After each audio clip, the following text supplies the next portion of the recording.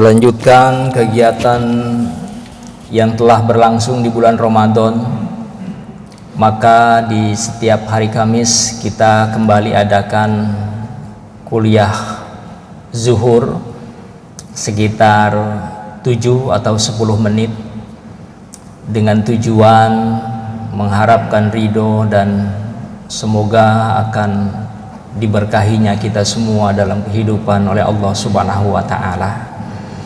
Dan rencana juga di setiap akhir minggu keempat setiap bulan, jamaah sholat zuhur atau sholat asar nantinya kita adakan khotmul Quran setiap bulan. Sudah mendapatkan izin dari Kadis Bintal dan juga dari Sekdis serta koordinasi dengan Bintal Denma tentunya, dengan tujuan tadi mudah-mudahan kita semua dan keluarga besar Mabesal dirahmati Allah Subhanahu wa Ta'ala.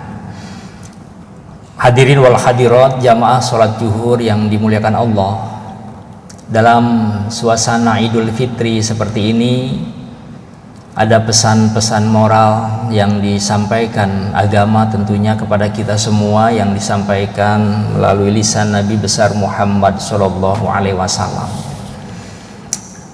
Rasulullah memerintahkan kepada kita untuk menjalin silaturahim, menyambung persaudaraan di antara sesama kerabat, keluarga besar, tetangga dan handai tolan. Ini akan melahirkan satu nilai positif yang dapat kita raih, karena salah satu ancaman bagi orang yang tidak mau bersilaturahim, di dalam sabda beliau, la yadkhulul jannah, tidak akan pernah masuk ke dalam surga, kata Rasul. Siapa yang tidak akan pernah masuk ke dalam surga? Bukan ahli zina, bukan peminum khamr, bukan juga orang yang tidak pernah berbuat baik. Tapi kata Rasul, yang tidak masuk ke dalam surga Allah adalah qati'ur rahim, pemutus persaudaraan, pemutus kebersamaan, pemutus silaturahim.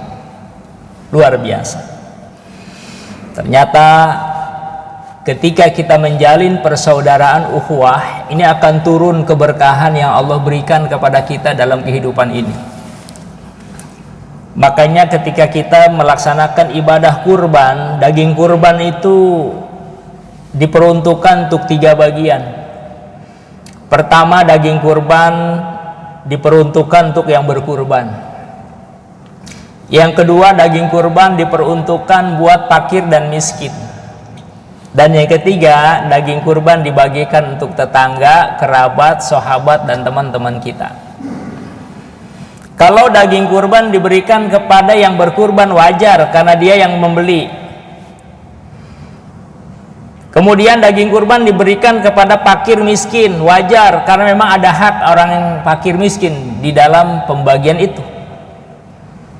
Nah, ini diperintahkan kita membagi kepada tetangga, saudara, kerabat. Mungkin dia lebih kaya dari kita, mungkin dia lebih tinggi kedudukannya dari kita. Kenapa? Allah perintahkan kita bersilaturahim sama tetangga, kerabat, sahabat dan sebagainya. Tuh, inilah pentingnya bersilaturahim. Makanya disunahkan ketika kita sholat Idul Fitri, berangkat dari satu tempat, pulangnya dari jalan yang berbeda. Jangan berangkat dari tempat itu, pulang dari tempat itu juga, bukan. Kata Rasul, disunahkan sholat Idul Fitri atau Idul Adha kita pulangnya dari jalan yang berbeda. Tujuannya apa? Agar kita ketemu orang ketika berangkat, pulangnya ketemu orang lain lagi. Tuh. Artinya lebih banyak orang yang kita salimi dan silaturahmi di situ. Masya Allah. Ini ancaman yang pertama, tidak akan masuk surga pemutus silaturahim. Kemudian dalam hadis lain kata Rasul, isnani la yanzurullah yaumal qiyamah, ada 2 golongan orang yang nanti di akhirat tidak akan pernah dihiraukan oleh Allah, tidak akan pernah diperhatikan oleh Allah. Siapa dia? Yang pertama, qati'ur rahim, pemutus persaudaraan. Yang kedua, kata Rasul, adalah wajarusu, tetangga yang berbuat jahat terhadap tetangganya. Masya Allah, dapat lagi tuh poin yang kedua, pemutus silaturahim dan orang yang berbuat jahat, berbuat jelek, yang tidak membuat nyaman tetangganya. Oleh karena itu, dalam semangat Idul Fitri, mari sama-sama kita buka hati kita buka dada kita untuk membuka pintu maaf kepada siapa saja. Ini sebagaimana perintah Allah di dalam surat Al-A'raf ayat 199. Kata Allah, hudzil afwa, jadilah pemaaf, wa'mur bil 'urf, perintahkan orang semua berbuat baik, wa a'rid anil jahilin, berpalinglah kalian dari orang-orang bodoh. Tuh. Ini perintah Allah jelas. Yang pertama, kita harus jadi orang pemaaf, menjadi orang yang memberikan sesuatu yang diminta oleh orang lain agar kita memaafkan dia. Memang berat. Meminta maaf gampang, tapi memberi maaf susah. Tapi memberi maaf jauh lebih mulia ketimbang meminta maaf.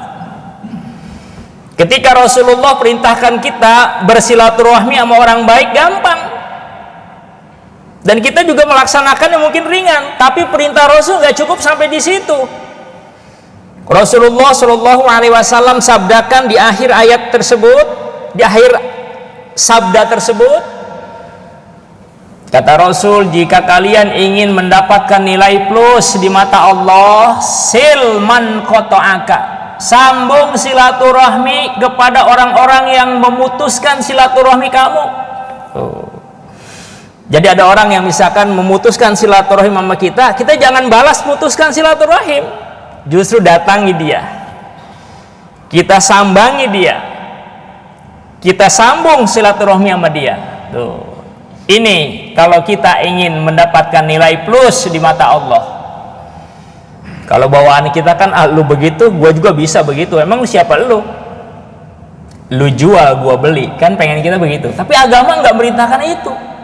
Kata agama, orang yang memutuskan silaturahmi, datangi, sambung silaturahminya. Ini agar kita punya nilai plus di mata Allah. Yang kedua, wa'fu an dzolamaka, maafkan orang yang berbuat zolim sama kita. Tuh. Jadi kalau kita lawan kezoliman dia, jadi kita nggak bedanya kita dengan dia.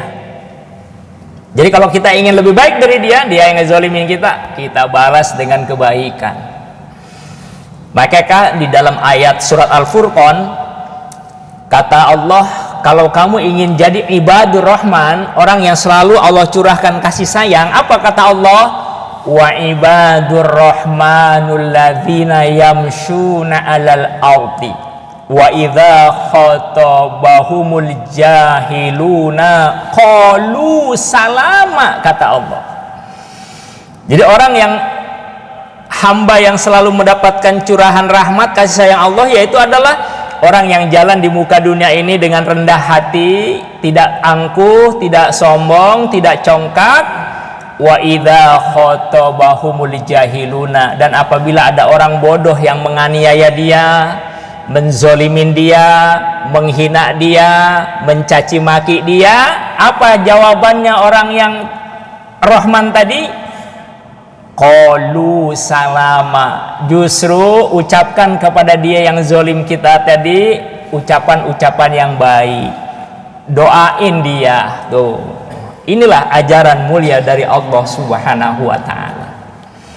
Wa'fu amman dzolamaka, maafin orang yang zolimin kita. Tuh, kalau kita ingin mulia di mata Allah.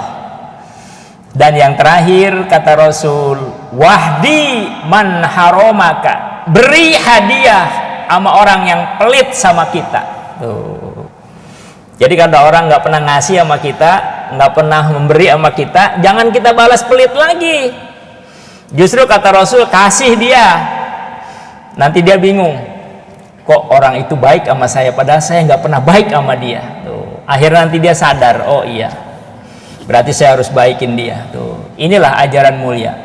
Dalam semangat Idul Fitri, mari sama-sama jadi orang ahli maaf, jadi orang yang pelopor kebenaran, dan kita hindari, jauhi orang-orang bodoh, orang-orang zahil, agar kita tidak terkontaminasi kejahilannya. Mudah-mudahan Allah memberkahi hidup kita.